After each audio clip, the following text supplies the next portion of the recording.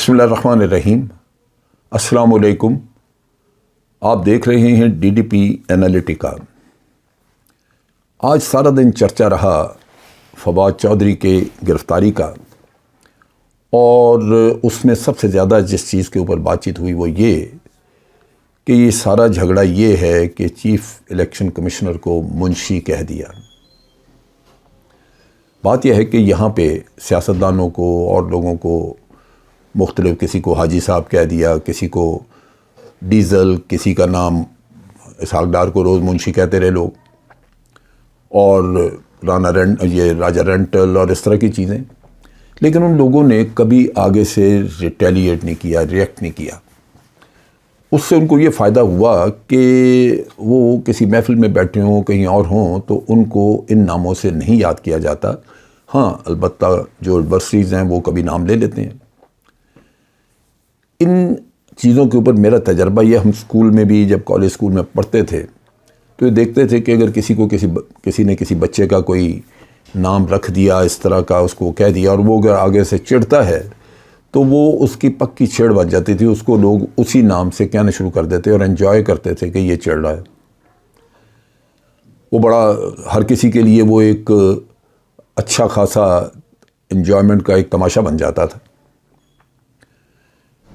یہ مجھے خدشہ ہے کہ چیف الیکشن کمشنر کا عہدہ چھوڑیں گے ایک وقت پہ۔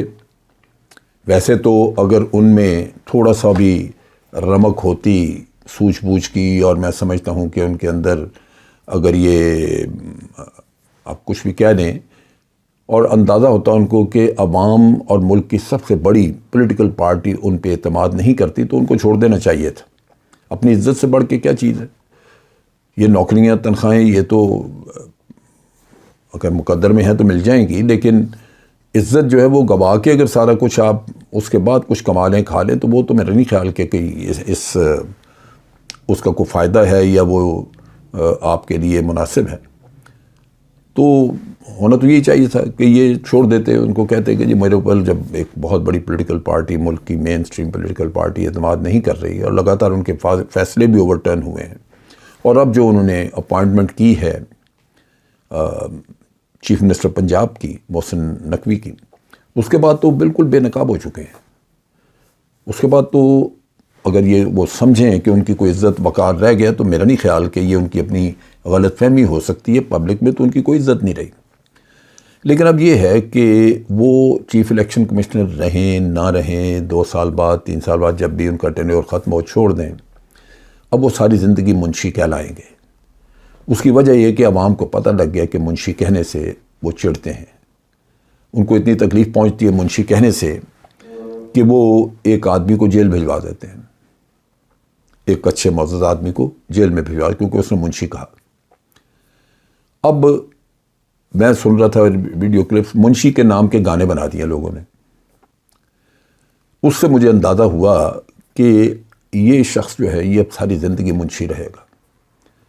ان کا نام بڑا اچھا نام ہے، وہ شاید اب آئندہ لوگ نہ لیں، ان کو منشی کہہ کے یاد کیا جائے، کیونکہ انہوں نے خود دعوت دے دی، ورنہ اگنور کر دیتے، ختم کر دیتے۔ بڑی معمولی سی چیز تھی، کسی نے منشی کہہ دیا تو آپ منشی بن تو نہیں گئے، آپ اگنور کر دیتے۔ اس سے آپ کی عزت وقار اسی طرح قائم رہتا، کل لوگ بھول جاتے کہ منشی کسی نے کہا تھا، لیکن اب تو آپ کی چھیڑ بن چکی ہے۔ سو یہ اطمینان رکھیں سارے پاکستانی کہ آپ کے پاس ایک ایسا شخص آ گیا جو آج آئندہ پوری زندگی منشی کے نام سے جانا جائے گا۔ دوسری بات چودھری پرویز الہی نے کی، فواد چودھری کی ہی گرفتاری سے انہوں نے کہا کہ اگر ہماری بات مان لی جاتی، یعنی وہ یہ کہتے تھے کہ اسمبلیاں ڈیزالو نہ کریں، وہ یہ کہتے تھے کہ اگر ہماری بات مان لی جاتی تو پھر اس صورت میں یہ دن نہ دیکھنا پڑتا، یہ گرفتاریاں نہ ہوتی۔ میں اس سے اتفاق نہیں کرتا۔ چودھری پرویز الہی خود وزیر اعلیٰ تھے، اور F I R Imran Khan درج نہ کروا سکا، تو چودھری پرویز الہی کو کوئی شرم آئی؟ چودھری پرویز الہی ایک جی آئی ٹی تو درست بنوا نہ سکے، اس جی آئی ٹی نے انہی کے نیچے بغاوت کر دی۔ اور چودھری پرویز الہی اگر یہ سمجھتے ہیں کہ اسمبلیاں نہ ڈیزالو ہوتی ہیں اور اس سے کچھ حاصل ہو جاتا تو حاصل تو نہیں ہونا تھا۔ ہاں یہ ضرور ہے کہ چودھری پرویز الہی چیف منسٹر ضرور رہتے، اور ان کو اگر کوئی آج صدمہ ہے، افسوس ہے، تو وہ اس بات کا ضرور ہوگا کہ وہ چیف منسٹر نہیں ہے ابھی، ورنہ اگلے کچھ مہینے وہ اور چیف منسٹر رہ جاتے۔ انہوں نے کون سی مدد کی اپنے مہربانوں کی، پی ٹی آئی کی، جنہوں نے ان کو چیف منسٹر 10 سیٹوں پہ چیف منسٹر بنایا ہوا تھا، انہوں نے ان پہ کون سی مہربانی کی؟ جو لوگ وہاں پہ آ کے کھیل کھیلنا چاہتے تھے، عطاء تارڑ ہوا، رانا ثناء اللہ، یہ لوگ آ کے جو جی چاہتا وہاں پہ کرتے تھے، کبھی چودھری پرویز الہی نے ان کے خلاف کوئی ریئیکشن کیا؟ سو بات یہ ہے کہنے کی کہ آپ جو کچھ فرما رہے ہیں وہ آپ کی اپنی سوچ ہے۔ یہ جو کچھ ہو رہا ہے اس نے ایک فائدہ پہنچایا ہے، ایک ایسی صورتحال پیدا ہوئی ہے جس سے یہ لوگ مزید ننگے ہوئے ہیں، بے نقاب ہوئے ہیں۔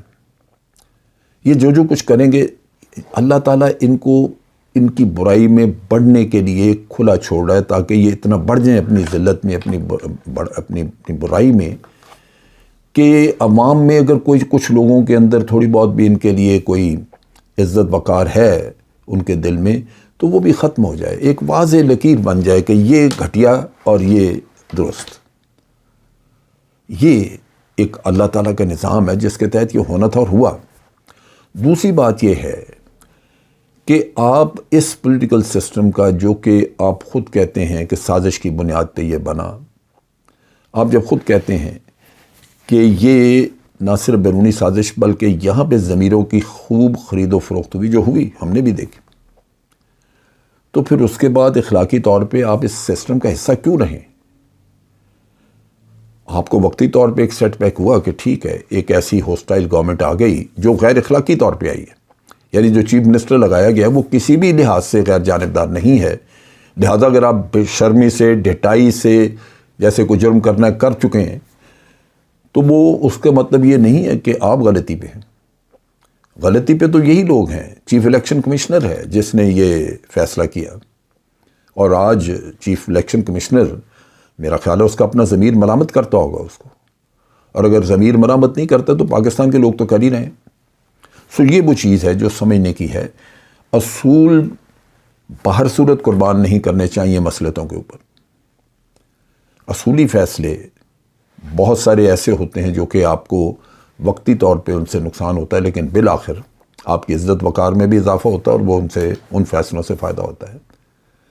یہ چیز سمجھنے کی ہے جو ہمیں دیکھنا چاہیے۔ سو چودھری پرویز الہی میرا خیال ہے کہ وہ تلملا رہے ہیں کہ وزارت اعلیٰ ان کے ہاتھ سے نکل گئی، یہ چسکا ان کا پورا نہیں ہو سکا، لیکن میں سمجھتا ہوں کہ ان اسمبلیوں کو ڈیزالو کرنا، نیشنل اسمبلی سے استعفے دینا، یہ درست فیصلے تھے۔